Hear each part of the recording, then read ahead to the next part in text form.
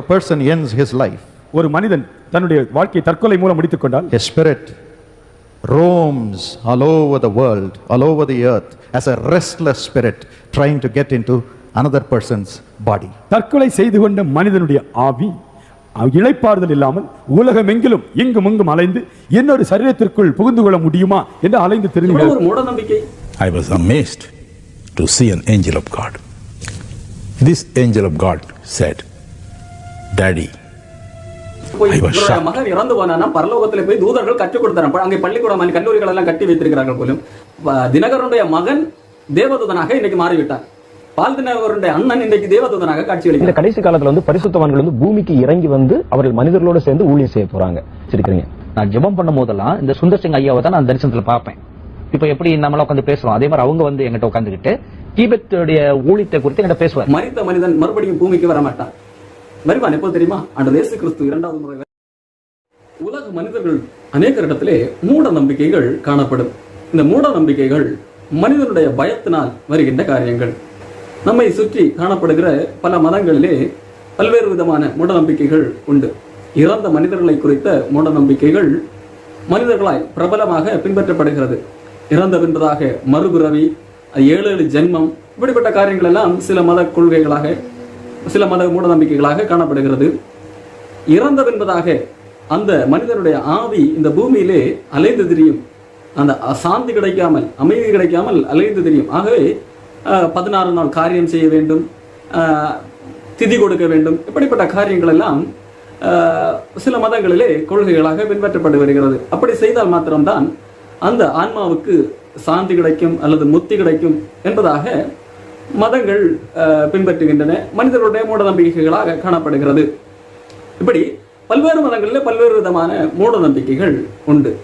ஆனால் ஆண்டவர் இயேசு கிறிஸ்துவை ஏற்றுக்கொண்டு அவரை பின்பற்றுகிறவர்களுக்கு ஆண்டவர் இறப்புக்கு பின் என்ன நடக்கும் என்கின்ற உண்மையை தெளிவுபடுத்தியுள்ளார்.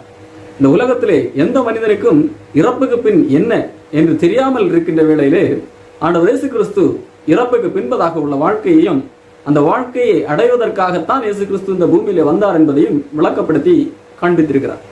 அப்படி இருக்க கிறிஸ்தவர்கள் என்று சொல்லிக் கொள்ளுகிறவர்கள், அதிலும் நான் கிறிஸ்தவத்தினுடைய பிரதிநிதி என்று சொல்லி மக்களிடத்திலே வெளிக்காட்டிக் கொள்ளுகிறவர்கள், நான் தான் கிறிஸ்தவரிடத்திலே உங்களை வழிநடத்துகிறேன் என்று சொல்லுகிறவர்கள் கூட மிதமிஞ்சிய மூட நம்பிக்கைக்குள்ளாக சிக்கி இருப்பது மிகுந்த ஆச்சரியத்தையும் பதட்டத்தையும் ஏற்படுத்துகின்ற ஒன்றாக காணப்படுகிறது. Evil spirits இந்த பொல்லாத ஆவிகள் are sometimes spirits of those who have committed suicide. தற்கொலை செய்து கொண்டவர்களுடைய ஆவிகளாய் சில நேரத்தில் இருக்கலாம். And some spirits which are murdered. சில ஆவிகள் கொலை செய்யப்பட்டவர்களுடைய ஆவிகளாய் இருக்கலாம். If a person ends his life, ஒரு மனிதன் தன்னுடைய வாழ்க்கையை தற்கொலை மூலம் முடித்துக் கொண்டால், a spirit roams all over the world, all over the earth as a restless spirit trying to get into another person's body. தற்கொலை செய்து கொண்ட மனிதனுடைய ஆவி இளைப்பாறுதல் இல்லாமல் உலகமெங்கிலும் இங்கும் இங்கும் அலைந்து இன்னொரு சரீரத்திற்குள் புகுந்து கொள்ள முடியுமா என்று அலைந்து திரிகிறது. Matthew 12:43 and 44 says so. மத்தேயு 12:43, 44 இதை சொல்கிறது. So only when a spirit is in a man's body or a woman's body, it can have real rest. ஆகவே ஒரு ஆவி ஒரு ஆணுடைய சரீரத்திலோ பெண்ணுடைய சரீரத்திலோ இருந்தால் மட்டுமே அது இளைப்பாறுதலை பெற முடியும். So it tries to enter into a human body. தற்கொலை செய்த மனிதனுடைய ஆவி அலைந்து திரிந்து இன்னொரு மனிதனுக்குள் புகுந்து கொள்ள முயற்சி செய்கிறது. Of course it enters into a body which is full of sin. எந்த சரீரம் பாவத்தினால் கரைப்படுத்தப்பட்டிருக்கிறதோ அந்த மனிதனுடைய சரீரத்திற்குள் புகுந்து கொள்ளும். Or a body of a person whose heart is empty without Jesus. இல்லாவிட்டால் இயேசு இருதயத்தில் இல்லாமல் யாருடைய இருதயம் காலியாய் இருக்கிறதோ வெற்றிடமாய் அதற்குள் புகுந்து கொள்ளும். என்ன சொல்லுகிறார் பாருங்கள். மனிதன் தற்கொலை செய்து இறந்த மனிதன் அல்லது வேறு யாராவது கொலை செய்யப்பட்ட மனிதனுடைய ஆன்மா இந்த பூமியிலே சில காலம் சுற்றி திரியுமா? அதாவது ஆண்டவர் அவருக்கு என்று நியமித்திருந்த அந்த வயது வரைக்கும் இந்த பூமியிலே தான் சுற்றி கொண்டிருக்குமா. அந்த ஆன்மா அல்லது அந்த ஆவி வேறு மனிதர்களை பிடித்துக் கொள்ளுமா? எவ்வளவு ஒரு மூட நம்பிக்கை இது! பிற ஆண்டவரை அறியாதவர்கள் சொல்லுகிறது காரியம் அல்ல. பாருங்கள், வேதத்தை ஒரு முறை கூட வாசித்திருந்தால் இந்த நிலைமைக்கு இவர் தள்ளப்பட்டிருக்க மாட்டார். அன்புக்குரியவர்களே, ஒரு மனிதன் எப்படி இறந்தாலும் சரி அந்த மனிதனுடைய ஆவி கர்த்தரிடத்திற்கு செல்லும் என்று சொல்லி சாலமன் கூறியிருக்கிறார். உயர ஏறும் மனிதனுடைய ஆவி என்று சொல்லுகிறார். சரீரமானது மண்ணுக்கு திரும்பும், மனிதனுடைய ஆவியோ அது கர்த்தர் தந்ததாய் அது கர்த்தரிடத்திற்கு திரும்பும். மனுஷனுடைய ஆவி கர்த்தர் தந்த தீபமாய் இருக்கிறது என்று சொல்லி ஞானி தெளிவுபடுத்தி இருக்கிறார். சரி, ஆவிக்கு அந்த நிலைமை என்றால் ஆத்மாவுக்கு என்ன நிலைமை? ஆன்மாவை குறித்து பவுலப்போஸ்தலன் சொல்லுகிறார், கிறிஸ்துவுக்குள்ளாக மரிக்கிறவர்களுடைய ஆத்மா உடனடியாக கிறிஸ்துவுடன் இணைக்கப்படுகிறது என்பதை தெளிவுபடுத்தியிருக்கிறார். எப்படி சொல்லுகிறார்? நான் இந்த தேகத்தை விட்டு பிரிந்து கிறிஸ்துவுடனே கூட இருக்க எனக்கு அதிக ஆசை உண்டு. பாருங்கள், அவர் தன்னுடைய மரணத்தை இந்த சரீரத்தை விட்டு பிரிந்த உடனடியாக அவருடைய ஆத்மா எங்கே செல்லுகிறதாக அவர் சொல்லுகிறார், நான் கிறிஸ்துவுடனே கூட இருக்கிறேன், அதுதான் என்னுடைய ஆசை என்பதாக அவர் வெளிப்படுத்தி இருக்கிறார். சரி, கிறிஸ்து அல்லாமல் மரிப்பவர்களுடைய ஆத்மா எங்கே செல்லும்? ஆண்டவர் இயேசு கிறிஸ்து கூறிய அந்த நிகழ்வை பாருங்கள். ஐஸ்வர்யவான் லாசரு நிகழ்விலே ஐஸ்வர்யவான் எங்கே சென்றான்? கிறிஸ்து இல்லாமல் மரித்தவன் எங்கே சென்றான்? அவன் வேதனைப்படுகிற இடத்திற்கு சென்றதாக நாம் வாசிக்கிறோம். அன்புக்குரியவர்களே, மரித்த ஆத்மா இங்கே பூமியிலே சுற்றும் ஒரு குறிப்பிட்ட காலம் சுற்றி திரியும், அலைந்து திரியும் என்று சொல்லி வேதத்திலே ஒரு இடத்திலும் நாம் பார்க்க இயலாது. அன்புக்குரியவர்களே, இது புறஜாதி மார்க்கம். புறஜாதி மார்க்கங்களில் இருந்து கற்றுக்கொள்ளாதீர்கள், அவருடைய மார்க்கங்களை கற்றுக்கொள்ளாதீர்கள் என்று சொல்லி வேதம் தெளிவுபடுத்துகிறது எரேமியா 10:2.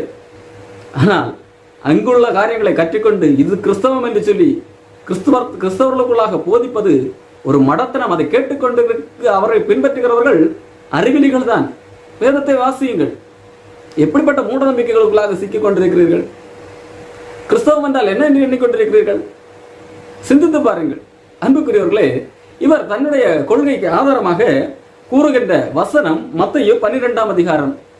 Matthew 12:43 and 44 says so. மத்தேயு 12:43, 44 இதை சொல்லுகிறது. மத்தேயு 12ஆம் அதிகாரம் 43வது வசனத்தை மையப்படுத்தி தான் கூறுகிற வாதத்திற்கு வலு சேர்க்கிறார். நாம் வாசித்து பார்ப்போம். அந்த வசனம் அவர் கூறுகிறபடி இறந்து போன மனிதர்களுடைய ஆவி இந்த பூமியில சுற்றும் என்பதற்கு ஆதாரமா என்று சொல்லி பார்ப்போம். மத்தேயு 12ஆம் அதிகாரம் 43ஆம் வசனம்.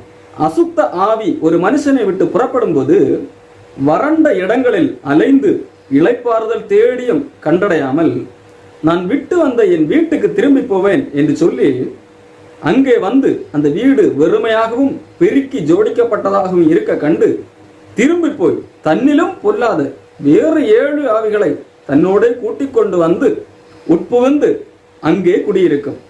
அப்பொழுது அந்த மனுஷனுடைய முன்னிலைமையிலும் அவன் பின்னிலைமை அதிக கேடுள்ளதாயிருக்கும்.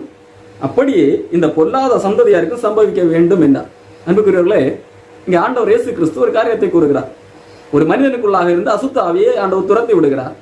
அடுத்து மறுபடியும் அந்த அசுத்த ஆவி வெளியே போய் அலைந்து திரிகிறது. அதற்கு இளைப்பாறுதல் கிடைக்கவில்லை என்று சொல்லி அலைந்து திரிந்து வேறு சில பொல்லாத 7 ஆவிகளை கூட்டிக் கொண்டு இங்கே வருகிறது. இங்கே வந்து பார்க்கும்போது அந்த மனிதனுடைய எந்த மனிதனிடத்தில் இருந்து அசுத்த ஆவி துரத்தப்பட்டதோ அவனுடைய சரீரம் அல்லது இருதயம் தேவன் இல்லாமல் வெறுமையாக்கப்பட்டிருக்கிறது. அப்பொழுது அந்த 7 ஆவிகளும் சேர்ந்து இவனுக்குள்ளாக வந்து பிடிக்கிறது. அது அவனுடைய முன்னிலைமையை காட்டிலும், ஒரு ஆவி இருந்த போது உள்ள அவனுடைய நிலைமையை காட்டிலும் பின்னிலைமை 7 ஆவிகள் அவனுக்குள்ளாக புகுந்த போது கேட்டுள்ளதாக இருக்கும் என்று சொல்லுகிறார். ஆண்டவர் இந்த காரியத்தை எதற்காக சொல்லுகிறார் என்று சொன்னால் இஸ்ரவேல் ஜனங்களுக்கு பாடம் கற்பிப்பதற்காக சொல்லுகிறார். ஆண்டவர் இஸ்ரவேல் ஜனங்களுக்காக அநேக அடையாளங்களை காண்பித்தார், தான் தேவகுமாரன் என்று நிரூபிப்பதற்காக. ஆனால் அவர்கள் நம்பாமல் எங்களுக்கு இன்னும் ஒரு அடையாளத்தை காண்பிக்க வேண்டும் என்று வந்து கேட்கிறார்கள். அப்பொழுது ஆண்டவர் சொல்லுகிறார், யோனா தீர்க்கதரிசியின் அடையாளமே என்று வேறொரு அடையாளம் உங்களுக்கு இல்லை. அதாவது ஆண்டவர் இயேசு கிறிஸ்துவின் மரணம், உயிர்த்தெழுதல், இதுதான் இனி உங்களுக்கு கொடுக்க போகிற கடைசி அடையாளம். இதை தவிர உங்களுக்கு வேறு அடையாளம் தேவையில்லை என்று சொல்லி ஆண்டவர் அங்கே குறிப்பிட்டு விட்டு சொல்லுகிறார். உங்களுக்குள்ளாக அசுத்த பலவிதமான மூட நம்பிக்கைகள், பலவிதமான சடங்காச்சகம், மனித கற்பனைகள் எல்லாம் இருந்தது. இவைகளை எல்லாம் வேற இருக்கும்படியாக நான் அவைகளை எல்லாம் மாற்றி உங்களுக்கு சரியான வழியை போதித்திருக்கிறேன். அவைகளை எல்லாம் அகற்றிவிட்டேன். ஆனால் நீங்கள் அதை கேளாமல், அதை ஏற்றுக்கொள்ளாமல் இருக்கின்ற வேளையிலே இன்னும் இதை காட்டில் என்னை ஏற்றுக்கொள்ளாததினால் தேவன் இல்லாத உங்களுடைய வாழ்க்கையிலே இன்னும் அதிக கேடான காரியங்கள் நடக்கும் என்பதாக ஆண்டவர் அதை சொல்வதற்காக ஆண்டவர் சொல்கிறார். ஆகவே தான் அதை முடிக்கும் போது அப்படி இந்த பொல்லாத சந்ததியாருக்கும் சந்ததிக்கும், இந்த ஜனங்களுக்கு, உங்கள் இஸ்ரவேல் ஜனங்களுக்கு இப்படி சம்பவிக்கும். இயேசுவை ஏற்றுக்கொள்ளாத வெறுமையாக்கப்பட்டவர்களாய், வெறுமை என்று சொன்னால் தேவன் இல்லாதவர்களாய் வாழ்கிற காரணத்தினால் உங்களுடைய முன்னிலைமையை காட்டிலும் பின்னிலைமை கேட்டுள்ளதா இருக்கும். இயேசு கிறிஸ்து வருவதற்கு முன் தேவன் இல்லாதவர்களாய் இருப்பதற்கும், இயேசு கிறிஸ்து வந்த பின் அவரை ஏற்றுக்கொள்ளாமல் தேவன் இல்லாமல் இருப்பதற்கும் உள்ள வித்தியாசத்தை காண்பிப்பதற்காக இந்த காரியம் கூறப்படுகிறது. இந்த இடத்துல காணப்படுகிற ஆண்டவர் இயேசு கிறிஸ்து கூறிய அந்த அசுத்த ஆவி என்பது தற்கொலை செய்து கொண்ட மனிதர்களுடைய ஆவியோ அல்லது பிறரால் கொலை செய்யப்பட்டவர்களுடைய ஆவியோ இங்கே சுற்றி கொண்டிருப்பதை குறித்து அல்ல ஆண்டவர் பேசுகிறது. அன்புக்குரியவர்களே, அசுத்தாவி என்று சொன்னாலே வேதம் எதை காண்பிக்கிறது? இறந்து போன மனிதர்களுடைய ஆவியை குறித்து வேதம் பேசுகிறதா, இல்ல வேறு எதை காரியத்தை குறித்து பேசுகிறதா என்று சொல்லி வேதத்தின் பல வேறு இடங்களிலிருந்து நாம் பார்ப்போம். அநேக வசனங்களை உங்களுக்கு காண்பித்து தர முடியும். ஆனால் குறிப்பாக 2 சம்பவங்களிடத்திலிருந்து உங்களுக்கு நான் 1-2 வசனங்களை காண்பிக்கிறேன்.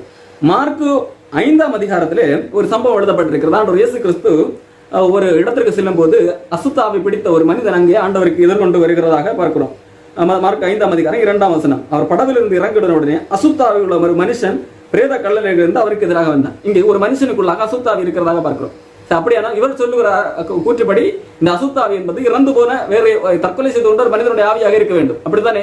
ஆனால் வேதம் அப்படி சொல்லுகிறதா என்று சொல்லி பார்த்தால், தொடர்ந்து நீங்கள் அதே அதிகாரத்தை நீங்கள் படித்து பார்ப்பீர்கள் என்று சொன்னால் 12வது வசனம், அந்த பிசாசுகள் எல்லாம் அவரை நோக்கி பன்றிகளுக்குள்ளே போகும்படி அவைகளுக்குள்ளே எங்களை அனுப்பும் என்று அவரை வேண்டிக் கொண்டன. பாருங்கள், முதல்ல அசுத்த ஆவி அவனுக்குள்ளாக இருந்தது என்று சொல்லி பார்த்தோம்.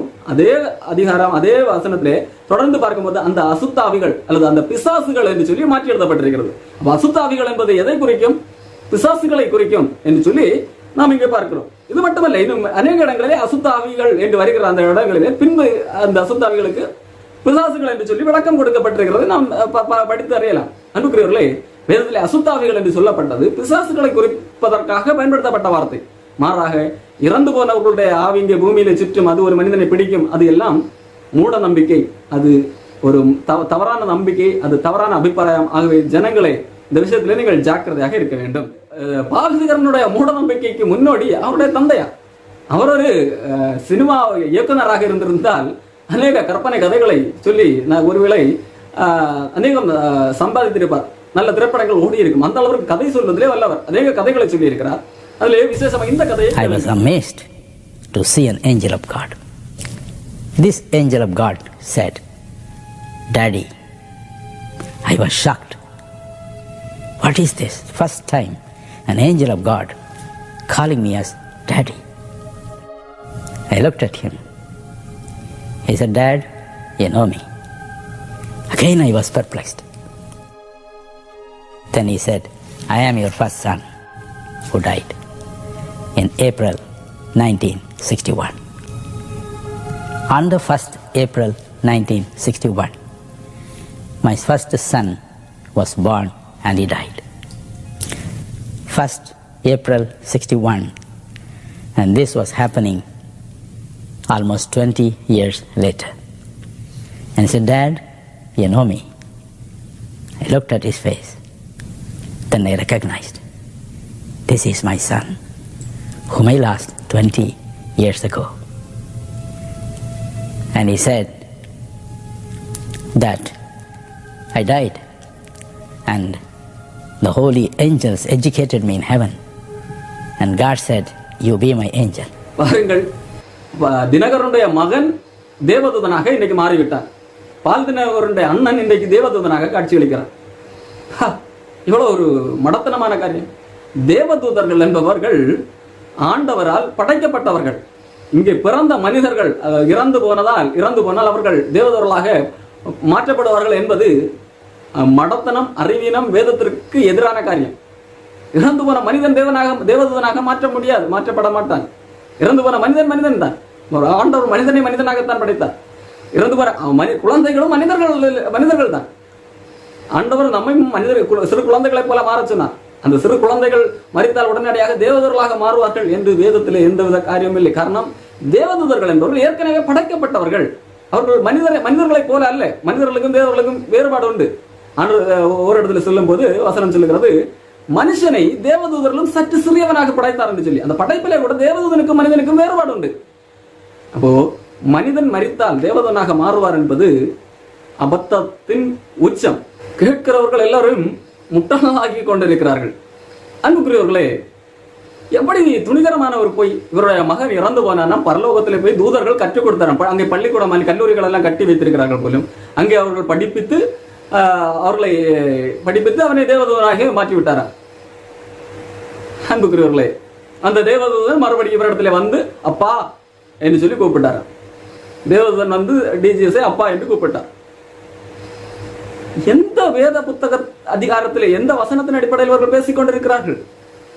இல்லை. கேட்டால் சொல்வார்கள், எங்களுக்கு புதிய வெளிப்பாடு ஆவியானவர் கொடுத்தார்.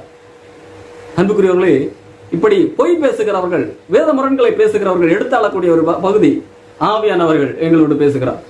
ஆவியானவர் வேதத்தில் இல்லாதையும் பேசுவார். நீங்கள் நம்பித்தான் ஆக வேண்டும். காரணம், நாங்கள் இரவு பகலும் அவரோடு கூட இருக்கிறோம். எங்களை எதிர்த்து கேள்வி கேட்டால் உங்களுக்கு சாபம் வரும். கர்த்தருடைய மனிதனை குற்றப்படுத்துவதற்கு நீ யார்?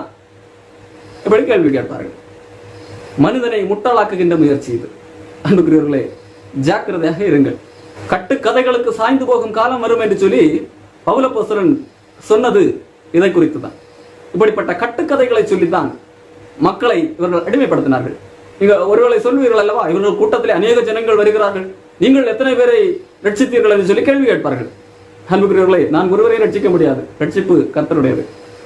இவர்கள் கூட்டத்துக்கு எப்படி ஆள் வந்தார்கள்? இப்படி கதையை சொல்லி வஞ்சகப்படுத்தி மக்களை ஆள் சேர்க்கிறார்கள். இவராகட்டும், இவரை பின்பற்றுகிற இவருடைய மகனாகட்டும், இவரை பின்பற்றுகிற நாலுமாவடிக்காரராகட்டும், அவர்களை போன்ற அநேகர்கள் புற்றீசல்கள் போல அங்கங்கு கிளைகளை ஏற்படுத்தி வைத்திருக்கிறவர்களாகட்டும், உண்மையை சொல்லி ஆள் சேர்க்கவில்லை. கட்டுக்கதைகளை சொல்லி தங்களுடைய நடிப்பை வெளிப்படுத்தி மக்களிடத்திலே நய வசனிப்பான காரியங்களை பேசிதான் தங்களுக்கு ஆள் சேர்த்திருக்கிறார்கள். அடுத்ததாக இன்னொரு மனிதன் சொல்லுகிறது, காலத்துல வந்து பரிசுத்தவான்கள் வந்து பூமிக்கு இறங்கி வந்து அவர்கள் மனிதர்களோடு சேர்ந்து ஊழியம் செய்ய போறாங்க அப்படிங்கறத தான் நம்ம வந்து அடிக்கடி அதிகமா வந்து வலியுறுத்தி சொல்றோம். அப்ப அவங்க வந்து நம்ம செய்யும் போது ஒவ்வொருவருக்கும் அவங்கள வந்து வழி நடத்துறதுக்கு, பாதுகாவல் பண்றதுக்கு, அல்லது அவங்களோட பேசுறதுக்கு, அவங்கள வந்து என்னென்ன காரியம் செய்யணுங்கிறதுக்கு அதே மாதிரி ஒத்த அபிஷேகம் உடைய ஒரு பரிசுத்தவான், அவங்க பழைய ஏற்பாடு பரிசுத்தவானா இருக்கலாம், புதிய ஏற்பாடு பரிசுத்தவானா இருக்கலாம், அவங்களுக்கு வந்து ஒரு காப்பாளர் மாதிரி, ஒரு கார்டியன் மாதிரி கொடுக்கப்படுவாங்க. அவங்க தான் வந்து நம்ம கூட பேசுவாங்க. ஏன் அதை வந்து ஒரு ஏஞ்சல்ஸ் பேசுறது இல்ல, தேவதூதர்கள் பேசுறது இல்ல, தேவதூதர்களுக்கு வந்து கொடுக்கப்பட்ட காரியத்தை அப்படியே கொண்டு வந்து ஒப்பிக்கத்தான் தெரியும், அதுக்கு வந்து விளக்கம் சொல்ல தெரியாது. ஏன்னா தூதர்கள் வந்து ஒரு ரோபாட் மாதிரி, அவங்களுக்கு வந்து என்ன கொடுத்துக்கிட்டீங்களோ அதை தான் சொல்லுவாங்க. ஆனா இவங்கிட்ட கேட்டீங்கன்னா இவங்க வந்து மனிதர்களாக வாழ்ந்து மனிதர்களாக நம்ம மாதிரி இருந்ததுனால எந்த ஒரு காரியத்துக்கு நீங்க அர்த்தம் கேட்டா அதை வந்து விளக்கி உங்களுக்கு சொல்லுவாங்க. ஏன்னா அவங்க உங்களை மாதிரியே ஒரு ஃபீலிங், உங்களை மாதிரியே வந்து அந்த மாதிரி உணர்வுகள் எல்லாத்தினால ஆட்கொள்ளப்பட்டு வாழ்ந்தவங்களால அந்த அனுபவங்கள் இருக்கும். அப்ப அவங்க வந்து அந்த ஒரு காரியத்தை வந்து சொல்றதுக்காக அவங்கள வந்து நமக்கு ஒரு அது என்ன சொல்லலாம், வழிகாட்டி, ஒரு கைட் மாதிரி, ஒரு மென்டார் அது மாதிரி வந்து கொடுத்திருக்காங்க. அப்ப அந்த மாதிரி ஒருத்தரை தான் நீங்க சந்திச்சிருக்கீங்க. நான் ஜெபம் பண்ணும் போதெல்லாம் இந்த சுந்தர் சிங் ஐயாவை தான் நான் தரிசனத்துல பார்ப்பேன். இப்ப எப்படி நம்மளாம் உட்காந்து பேசுறோம், அதே மாதிரி அவங்க வந்து எங்கிட்ட உட்காந்துக்கிட்டு தீபத்துடைய ஊழியத்தை குறித்து என்கிட்ட பேசுவார். ஏன்னா அவர் தான் எனக்கு முன்னோடி செஞ்சிருக்காருல, அவருடைய விட்டு போன ஒரு பகுதியை தான் நான் செய்ய போறேன். இப்ப அவர் வந்து எனக்கு கைட் பண்ணுவார், சொல்லிக் கொடுப்பார். இந்த இடத்துக்கு போகணும், அங்க போனா இப்படிப்பட்ட ஆட்கள் அங்க இருப்பாங்க, அவங்கள்ட்ட இப்படி இங்க பேசணும். என்னுடைய 20 வருஷ அந்த பயணத்துல ஒவ்வொரு முறையும் நான் போகும்போதெல்லாம் இவங்க தான் எனக்கு துணையா வருவாங்க. சில இடங்களை நான் பார்ப்பேன், பக்கத்துல நடந்து போற மாதிரி பார்ப்பேன். வந்து சொல்லுவாங்க, இந்த இடத்துக்கு போனோம், அந்த இடத்துக்கு போனோம். சில இடத்துல இங்க போகாதீங்க, அங்க போகாதீங்க, அப்படி கைட் பண்ணுவாங்க.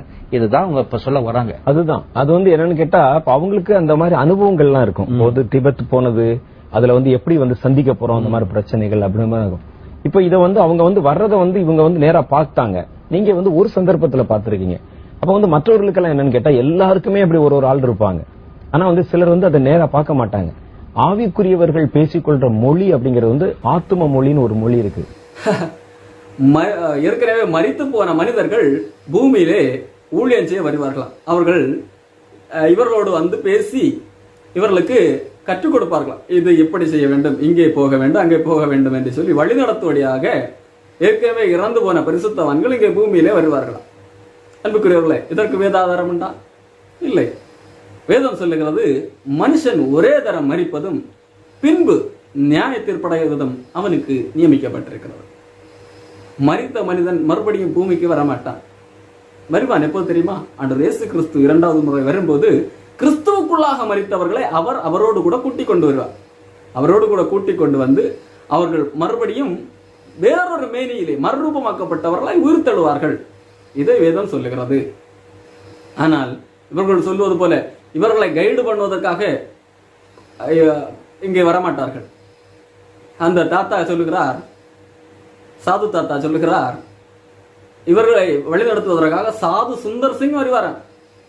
சாது சுந்தர் சிங் இவருக்கு கற்றுக் கொடுப்பார். எவ்வளோ ஒரு அபத்தமான காரியம். வாதத்தை வலு சேர்க்கும் வகையிலே இவர்கள் சொல்லுகிற ஒரு காரியம் என்னவென்றால், தூதர்களை ஆண்டவர் அனுப்ப மாட்டார். காரணம், தூதர்கள் ரோபோட் போன்றவர்கள். அவர்களுக்கு இது எந்தெந்த சூழ்நிலையில் எப்படி எப்படி செயல்பட வேண்டும் என்று அவர்களுக்கு கற்றுத்தர இயலாது. ஆகவே இறந்து போன மனிதர்கள் அவர்கள் இந்த பூமியில் மனிதர்களாக வாழ்ந்தபடியால் அவர்களுக்கு தான் சரியாக கற்றுத்தர முடியும் என்பதாக கூறுகிறார்கள். இது வேதத்துக்கு முரணான ஒரு காரியம். தூதர்களையும் ஆண்டவர் ரோபோட்டாக படைக்கவில்லை. அவர்களுக்கும் சுய சித்தம் உண்டு. ஒருவேளை அவர்களுக்கு சுய சித்தம் இல்லாவிட்டால் அதிகாலையின் மகனாகிய விடிவெள்ளி என்கின்ற தூதன் தேவனுக்கு எதிராக சித்தம் கொண்டு எண்ணம் கொண்டு அவன் சாத்தானாக மாறி இருக்க மாட்டான். இன்னுமாக நாம் வேதத்தில் அநேக இடங்களிலே தூதர்கள் இமீடியட் முடிவெடுத்ததை நாம் பார்க்கிறோம். லூக்கா 1ஆம் அதிகாரத்திலே சகரியா என்கிறவனுக்கு செய்தி சொல்ல அனுப்பப்பட்ட தூதன் சகரியா அதை நம்பாத போது உடனடியாக அவனுக்கு, நீ இனிமேல் பேச மாட்டாய், அதாவது உன்னுடைய மகன் பிறக்கிற வரைக்கும் நீ பேசாமல் இருப்பாய் என்று சொல்லி இமீடியட்டாக அவனுக்கு அங்கே ஒரு டிசிஷன் எடுக்கிறதை பார்க்குறோம். இன்னும் வேதத்தில் பல இடங்களிலே தூதர்கள் இமீடியட் முடிவெடுக்கிறதையெல்லாம், உடனடி முடிவெடுக்கிறதையெல்லாம் பார்த்து கொண்டிருக்கிறோம். ஒரு ரோபோட் என்றால் அப்படியாக உடனடி முடிவு எல்லாம் எடுக்க முடியாது. அந்தந்த சூழ்நிலைக்கு ஏற்றவாறு முடிவெடுக்க இயலாது. காரணம், இவர்கள் சொல்லுகிறது தானே. ஒரு தூதன் என்றால் அவர்களுக்கு அந்தந்த சூழ்நிலைக்கு ஏற்றவாறு அவர்களால் செயல்பட முடியாது. ஆகவே தான் ஆண்டவர் இறந்து போன மனிதர்களை இந்த பூமிக்கு மறுபடியும் அனுப்புகிறார் என்பதாக சொல்லுகிறார்கள். இது முற்றிலும் தவறு. தூதர்கள் கூட அந்தந்த சூழ்நிலைக்கு ஏற்றவாறு முடிவெடுத்துள்ளதாகவே வேதம் நமக்கு கற்பித்தருகிறது. இது என்ன தெரிகிறது? இவர்களுக்கு வேதத்தை குறித்த சரியான புரிதல் இல்லை. இவர்கள் தங்களுடைய எண்ணங்களில் உதிக்கிற கற்பனை கதைகளுக்கு தீனி போடும்படியாக எதோ வாயில் வருகிறதோ அதையெல்லாம் பிதற்றி கொண்டிருக்கிறவர்களாய் காணப்படுகிறார்கள். அன்புக்குரியவர்களே, இதற்காக இவர்கள் பயன்படுத்துகிற ஒரு வசனங்கள் உண்டு. இந்த வசனத்தின் அடிப்படையில் தான் இவர்கள் சொல்லுகிறதை நியாயப்படுத்த முற்படுவார்கள் என்று நினைக்கிறேன். அந்த வசனத்தினுடைய பொருளையும் கூட பார்த்து விடுவோம். மார்க்கு 9ஆம் அதிகாரம் 2 நாம் படிக்கும்போது நாம் அந்த காரியத்தை தெரியும். 6 நாட்களுக்கு பின்பு இயேசு பேதுருவையும் யாக்கோபையும் யோவானையும் அழைத்து உயர்ந்த மலையின் மேல் அவர்களை தனியே கூட்டிக் கொண்டு போய் அவர்களுக்கு முன்பாக மறுரூபமானார். தொடர்ந்து 4ஆம் வசனத்திலே, அப்பொழுது மோசேயும் எலியாவும் இயேசுவுடனே பேசுகிறவர்களாக அவர்களுக்கு காணப்பட்டார்கள். இங்கே பாருங்கள், இயேசு கிறிஸ்து வாழ்ந்த காலத்திலே மோசேயும் எலியாவும் வந்து இயேசுவுக்கே ஆலோசனை கொடுத்தார்கள், அவரை வழி நடத்தினார்கள். அப்படி இருக்கும்போது இயேசு கிறிஸ்துவுக்கு பின்பாக அவரை பின்பற்றுகிறவர்களையும் வழி நடத்தும்படியாக இப்படிப்பட்ட பரிசுத்தவான்கள் பூமியில இறங்கி வருவார்கள் என்று சொல்லி பேசுவார்கள். ஆமா, கேட்பதற்கும் சரியா லாஜிக் போல தோன்றும். அன்புக்குரியவர்களே, உண்மை அது அல்ல. இங்கே ஆண்டவர் இயேசு கிறிஸ்துவோடு மோசேயும் எலியாவும் பேசிக் கொண்டிருப்பதாக காட்சி அளிக்கப்படுகிறது. அதன் நோக்கம் என்ன என்றால், நம்ம அந்த முழு அதிகாரத்தையும் சரியாக நிறுத்திதான் அவங்க படித்து பார்த்தால் அது விளங்கும். பாருங்கள், 1ஆம் வசனத்திலே ஆண்டவர் இயேசு கிறிஸ்து தம்முடைய சீடர்களிடத்திலே சொல்லுகிறார், இங்கே நிற்கிறவர்களில் சிலர் தேவனுடைய ராஜ்யம் பலத்தோட வருவதை காணும் முன் மரணத்தை ருசி பார்ப்பது இல்லை என்று சொல்லுகிறார். தமிழ் அங்கே ஆண்டவருடைய சீடர்கள் இருக்கிறார்கள். அவர்களிலே சிலர் மரணம் அடைய மாட்டார்கள். தேவனுடைய ராஜ்யம் பலமாய் இறங்கி வருவதை காணும் முன் மரணம் அடைய மாட்டார்கள். கண்டபின் மரணம் அடைவார்கள் என்பது அதனுடைய பொருளாக விளங்குகிறது. அதை தொடர்ந்து தான் நாம் வாசிக்கிறோம். 6 நாளைக்கு பின்பு இயேசுவானவர் மறுரூப மலைக்கு சென்று அந்த மறுரூபமான காரியங்களை நாம் பார்க்கிறோம். அன்புக்குரியவர்களே, இது இயேசு கிறிஸ்துவனுடைய ராஜ்யம் இந்த பூமியிலே வரும்போது, எழுத்தின்படியாக பிரத்யட்சமாக வரும்போது நடைபெறுகின்ற காரியங்களை ஆண்டவர் 3 சீடர்களுக்கு காண்பித்துக் கொடுக்கிறார். அவ்வளவுதான். அது இனிமேல் நடக்க போகிற காரியத்திற்கு ஒரு சாம்பிளாக அங்கு ஒரு காரியத்தை காண்பித்துக் கொடுக்கிறார். தேவனுடைய ராஜ்யம் இனி இயேசு கிறிஸ்துவனுடைய 2ஆம் வருகைக்கு பின்பதாக நடக்கக்கூடிய காரியத்தின் எப்படி இருக்கும் என்பதை ஒரு சாம்பிளாக 3 சீடர்களுக்கு காண்பித்துக் கொடுக்கிறார். தேவனுடைய ராஜ்யம் வரும்போது இயேசு கிறிஸ்து அங்கு மறுரூபமாக்கப்பட்டவராய் காணப்படுகிறார். அங்கே ஏற்கனவே மரித்து போனவர்கள் அல்லது மோசே, மரித்து அடக்கம் பண்ணப்பட்ட மோசே உயிரோடு கூட இயேசு கிறிஸ்துவிடத்திலே நிற்கிறார். ஏற்கனவே எடுக்கப்பட்ட எலியா இயேசு கிறிஸ்துவிடத்திலே நிற்கிறார். இந்த காரியம் இயேசு கிறிஸ்துவின் 2ஆம் வருகையின் போது எழுத்தின்படியாக இந்த பூமியிலே ஸ்தாபிக்கப்பட போகிற காரியம். இதை 3 பேருக்கு காண்பித்துக் கொடுக்கிறார் ஒரு அடையாளமாக. அதற்காகத்தான் மோசையும் எலியாவும் இயேசு கிறிஸ்துவிடத்திலே பேசுகிறவர்களாய் அவர்களுக்கு காட்சி காணப்பட்டார்கள். அந்த 2 பேரும் பேதுருவையும் வழி நடத்தவில்லை, அங்கே இருந்த யாக்கோபையோ யோவானையோ வழி நடத்தவில்லை, அவர்களோடு பேசவும் இல்லை. அங்கே தூரத்திலே இவர்கள் பார்க்கிறார்கள், இயேசுவும் மோசையும் எலியாவும் பேசிக் கொண்டிருப்பதை போல இவர்களுக்கு காட்சி கொடுக்கிறார்கள். அங்கே இயேசு கிறிஸ்து மறுரூபமாக்கப்பட்டவராய் அங்கே நிற்கிறார். அவர் பூமியில் அந்த வாழ்ந்த போது இருந்த அந்த தோற்றத்தில் அங்கே இல்லை, மறுரூபமாக்கப்பட்டவராக நிற்கிறார். அப்போ மறுரூபமாக்கப்பட்டது எப்போ? அந்த காட்சி எழுத்தின்படியாக எப்பொழுது நிறைவேறும்? எல்லோரும் நாம் எப்போது மறுரூபமாக்கப்படுவோம்? இயேசு கிறிஸ்துவினுடைய 2ஆம் வருகையின் போது. அன்புக்குரியவர்களே, அந்த காரியத்தை இந்த 3 சீடர்களை ஏன் அப்படி காண்பித்துக் கொடுக்கிறார்? ஆண்டவர் அதற்கு முன்பதாக ஒரு வாக்கு கொடுத்திருந்தார். என்னுடைய ராஜ்யம் அல்லது பரலோக ராஜ்யம் இந்த பூமியிலே வரும், பலத்தோட வருமன், அதை காணும் முன் இங்கே நிற்கிறவர்கள் சிலர் மரணம் அடைய மாட்டார்கள் என்று சொல்லி இருந்தார். அந்த காரியத்தை நிறைவேற்றும்படியாக 3 பேருக்கு அந்த காரியத்தை காண்பித்துக் கொடுக்கிறார். இதை வைத்துக் கொண்டு இன்றைக்கு பரிசுத்தவான்கள் வந்து எங்களோடு பேசுகிறார்கள், எங்களை வழி நடத்துகிறார்கள் என்று சொல்வது அபத்தம், வேதத்திற்கு எதிரான காரியம். மரித்து போனவர்கள் இந்த பூமியிலே வர முடியாது, அவர்கள் வர வேண்டிய அவசியமும் இல்லை. இதை ஆண்டவர் இயேசு கிறிஸ்து கூறிய அந்த நிகழ்விலே நாம் வாசிக்கிறோம். ஐஸ்வர்யவான் லாசரு, ஒரு நல்ல மனிதன், ஒரு கெட்ட மனிதன், 2 பேரும் மரித்தார்கள். ஐஸ்வர்யவான் கீழே கிடக்கிறான், வேதனைப்படுகிற இடத்திலே கிடக்கிறான். அவன் அங்கே இருந்து சொல்லுகிறான், லாசருவை அனுப்பி அங்கே பூமியிலே அனுப்பினால் என்னுடைய சகோதரர்கள் மனம் திரும்புவார்கள், மரித்தவன் ஒருவன் போய்விட்டானே என்று சொல்லி மனம் திரும்புவார்கள் என்று சொல்லி. அதற்கு அங்கே அனுப்பப்பட்டதா? இல்லை, அனுப்ப முடியாது. சரி, அந்த கீழே கிடந்தவன் அவனுக்காகவும் போக முடியுமா என்று சொன்னால் அவன் போக முடியும் என்றால் அவன் போயிருப்பான். ஆக அவனுக்கும் போக முடியாது. அப்போ மரித்து போன கெட்ட மனிதனுக்கும் பூமியில திரும்பி வர முடியாது, நல்ல மனிதனுக்கும் திரும்பி வர முடியாது என்பதற்கு அந்த லாசரு ஐஸ்வர்யவான் சம்பவம் ஒரு உதாரணமாக காணப்படுகிறது. அன்புக்குரியவர்களே, அங்கே சொல்லப்படுகிற காரியம் என்ன தெரியுமா? அவர்களுக்கு, பூமியில் உள்ளவர்களுக்கு மோசேயின் தீர்க்கதரிசிகளும் உண்டு. மோசேயின் தீர்க்கதரிசி, அதாவது வேத புஸ்தகம் அவர்களுக்கு உண்டு. அதற்கு அவர்கள் செவி கொடுக்காவிட்டால், மரித்தோரிலிருந்து ஒருத்தன் எழுந்து போனாலும் அவர்கள் செவி கொடுக்க மாட்டார்கள்.